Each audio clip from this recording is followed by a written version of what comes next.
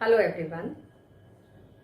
आज के अंक में हम कवि हरिवंश राय बच्चन जी के द्वारा लिखी हुई कविता दिन जल्दी जल्दी ढलता है एक गीत, जो निशा निमंत्रण काव्य संग्रह से लिया गया है, पर चर्चा करेंगे।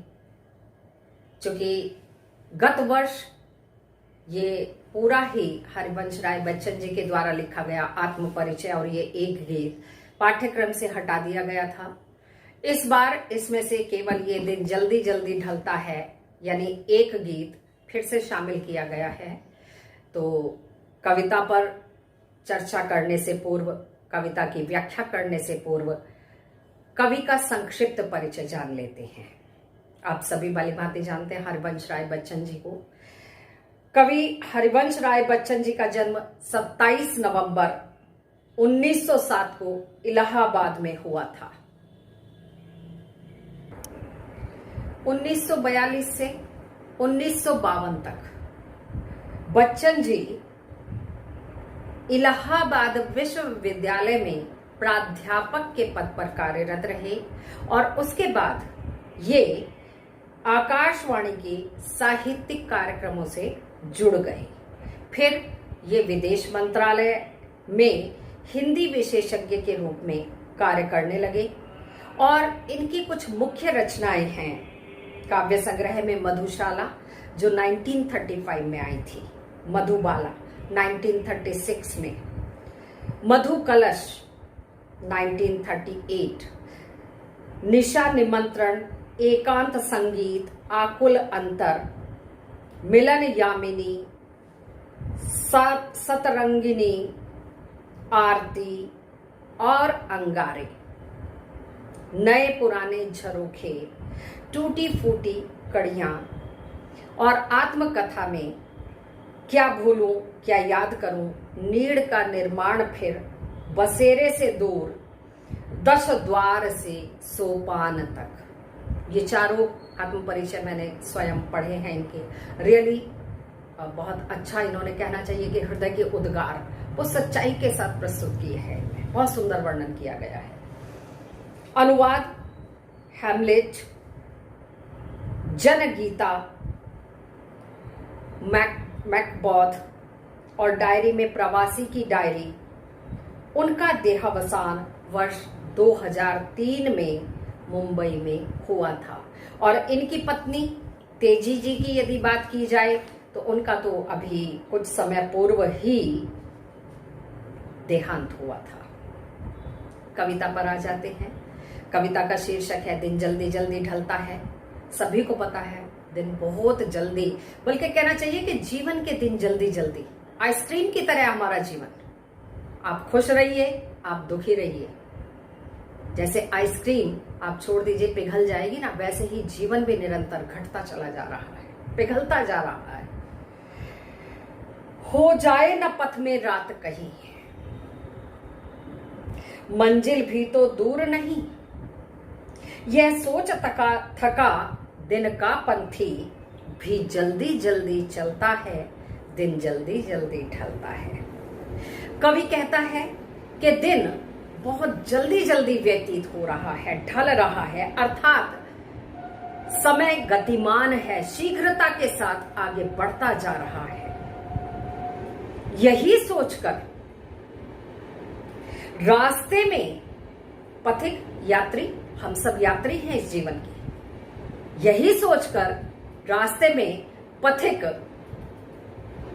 भयभीत हो जाता है, विचार करने लगता है, सोचने लगता है कि कहीं रात ना हो जाए, बीच में घर तक पहुंच भी ना पाऊं, मंजिल तक अपनी मंजिल को प्राप्त भी ना कर पाऊं, कहीं रास्ते में ही सांझ ना हो जाए, अंधेरा ना हो जाए, दिन समाप्त ना हो जाए। दिन हमारे जीवन का प्रतीक है, दिन हमारे जीवन का प्रतीक है। और यहां यही बताया गया कि दिन ढलने से तात्पर्य कहीं ऐसा ना हो कि कार्य अधूरे रह जाए, मंजिल प्राप्त ना हो और जीवन लीला समाप्त हो जाए, कहीं रात बीच में ही ना हो जाए।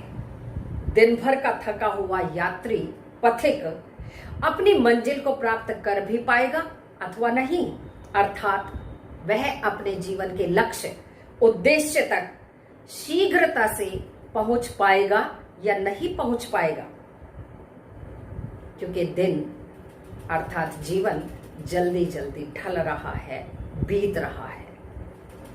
लक्ष्य अर्थात उसका रैन बसेरा या अपने प्रिय तक पहुंचने की आतुरता, व्याकुलता, बेचैनी उसे और अधिक व्याकुल करती है, क्योंकि उसे ऐसा लगता है कि शायद वह वहां तक पहुंच ना पाए और दिन ढल जाएगा, रात्रि हो जाएगी। इसीलिए समय की गतिशीलता, उसके शीघ्रता से व्यतीत होने का यहां वर्णन किया गया है। यात्री को महसूस हो रहा है कि मेरे कार्यों में, मेरे घर पहुंचने में, मेरे मंजिल तक पहुंचने में, अपने उद्देश्य को प्राप्त करने में, अपने लक्ष्य को प्राप्त करने में अभी देरी है। जबकि समय गतिमान है, बल्कि बहुत तेजी से आगे बढ़ रहा है। कवि बार बार दोहराता है कि दिन शीघ्रता के साथ व्यतीत होता जा रहा है। काव्य सौंदर्य की यदि बात करें तो काव्यांश की भाषा प्रवाहमयी है, सरल है, जल्दी जल्दी में पुनरुक्ति प्रकाश अलंकार है, दृश्य श्रव्य बिंब कविता में विद्यमान है। पंथी भी जल्दी जल्दी में, जल्दी जल्दी ई की आवृत्ति के कारण यहां स्वर मैत्री अलंकार है। भाषा संस्कृत निष्ठ होते हुए भी सरल, सुकोमल, प्रवाहमयी है। दिन जल्दी जल्दी के प्रयोग के कारण मन की व्यग्रता यहां स्पष्ट होती है, अभिव्यक्त होती है। दूसरा स्ट्रेंजर है, बच्चे प्रत्याशा में होंगे, नीड़ों से झांक रहे होंगे, यह ध्यान परों में चिड़ियों के भरता कितनी चंचलता है, दिन जल्दी जल्दी ढलता है। प्रस्तुत पंक्तियों में कवि पक्षी के अंदाज में बताते हैं कि दिन बहुत शीघ्रता के साथ व्यतीत होता जा रहा है, ढलता जा रहा है। और पक्षी के मन में जब यह बात आती है, उसके ध्यान में कि उनके बच्चे जिनको वो अपने घोंसलों में छोड़कर आए हैं, वो इस आशा में बाहर झांक रहे होंगे कि हमारे माता पिता हमारे लिए दाना लेकर आ रहे हैं ताकि हमारा पेट भर जाएगा। बच्चे प्रत्याशा में होंगे, नीड़ों से झांक रहे होंगे। पंछियों के बच्चे उनकी प्रतीक्षा कर रहे होंगे कि हमारे माता पिता हमारे लिए हमारा दाना, हमारा पेट भरने के लिए भोजन लेकर आ रहे होंगे। जब यह ध्यान पक्षी के मन में आता है, किसी भी प्राणी मात्र के मन में आता है, तो उसके पैरों में तीव्रता आ जाती है, या पंखों में बताई गई है, परों में तीव्रता आ जाती है। वो तेजी से फड़फड़ाने लगते हैं, आगे बढ़ने लगते हैं।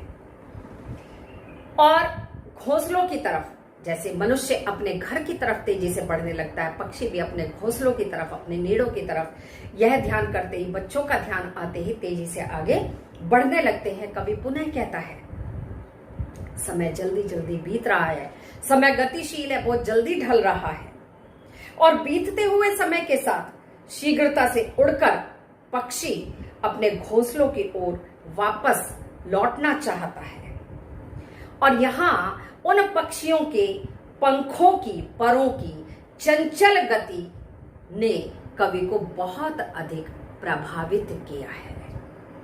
प्रस्तुत काव्यांश में यदि काव्य सौंदर्य की बात करें तो काव्यांश की भाषा संस्कृतनिष्ठ है, परंतु सरल और सुकोमल है। दृश्य श्रव्य बिंब फिर से हम कहेंगे विद्यमान है। अभिव्यक्ति की सरलता दृष्टव्य होती है, अर्थात दिखाई देती है। मार्मिक बिंबों के द्वारा भाव प्रवणता की अभिव्यक्ति हुई है, भावों की बहुत ही सुंदर अभिव्यक्ति यहाँ की गई है। लास्ट स्टेंजा है कविता का, मुझसे मिलने को कौन विकल। ये कवि ने अपने लिए कहा है, क्योंकि इनकी पहली पत्नी का देहांत हो चुका था तब जब इन्होंने ये कविता लिखी। मैं होऊं किसके हित चंचल, यह प्रश्न शिथिल करता पद को, भरता उर्मे विवलता है, दिन जल्दी जल्दी ढलता है। प्रस्तुत काव्यांश में कवि ने दिन जल्दी ढलने की बात कही है और उन्हें ऐसा लगता है कि यदि वो जल्दी घर पहुंच भी जाएंगे तो उनसे मिलने को घर में कोई बेचैन नहीं है, कोई व्याकुल नहीं हो रहा है। जैसे पक्षी के लिए बताया गया है, उसका परिवार है, उसके बच्चे हैं, तो ऐसा इनके परिवार में माता पिता अन्य थे, परंतु चूंकि परिवार अपूर्ण था, उन्हें ये संसार ही अधूरा लगता था। उन्हें लगता था मैं जल्दी चला भी जाऊं तो मुझसे मिलने को कोई व्याकुल नहीं है, घर में कोई मेरी प्रतीक्षा नहीं कर रहा होगा। इसीलिए उनके मन में बहुत उत्कंठा, बहुत तीव्रता नहीं है जल्दी पहुंचने की। इसीलिए वो सोचते हैं कि शीघ्रता किस लिए करें, कोई परेशान नहीं है उनके लिए घर में। कवि के अनुसार यह उसके हृदय की या उसके हृदय में व्याकुलता और विवलता की भावना को प्रबलता से जगा देता है, बढ़ा देता है। वास्तव में कवि अपने प्रियतम का साथ पाना चाहता है। जैसा मैंने स्पष्ट किया था कि उनकी पत्नी का देहांत हो चुका था। वह पुनः दोहराता है कि दिन अर्थात समय शीघ्रता के साथ व्यतीत होता जा रहा है, बढ़ता जा रहा है, समाप्त होता जा रहा है। ऐसे में कवि के मन में भी अपनी मंजिल, अपना लक्ष्य प्राप्त करने की, वहां तक पहुंचने की आतुरता दिखाई देती है और कवि के अनुसार ये हर प्राणी के मन में होनी चाहिए। कविता का काव्य सौंदर्य, इस काव्यांश का यदि देखें तो इस काव्यांश में भाषा सरल, सहज और प्रवाहमयी है। दृश्य श्रव्य बिंब विद्यमान है। गेय गुण की प्रधानता है या गेय गुण विद्यमान है क्योंकि इसको गाया जा सकता है। अभिव्यक्ति की सरलता से इसके प्रभाव में वृद्धि हो रही है। बिंबों का बहुत सुंदर और सफल प्रयोग किया गया है। जल्दी जल्दी में पुनरुक्ति प्रकाश अलंकार स्पष्ट रूप से विद्यमान है, अभिव्यक्त हुआ है। कौन किसके आदि के प्रयोग के कारण प्रश्न अलंकार विद्यमान है। मुझसे मिलने में म वर्ण की आवृत्ति के कारण अनुप्रास अलंकार विद्यमान है या अनुप्रास अलंकार का प्रयोग किया गया है।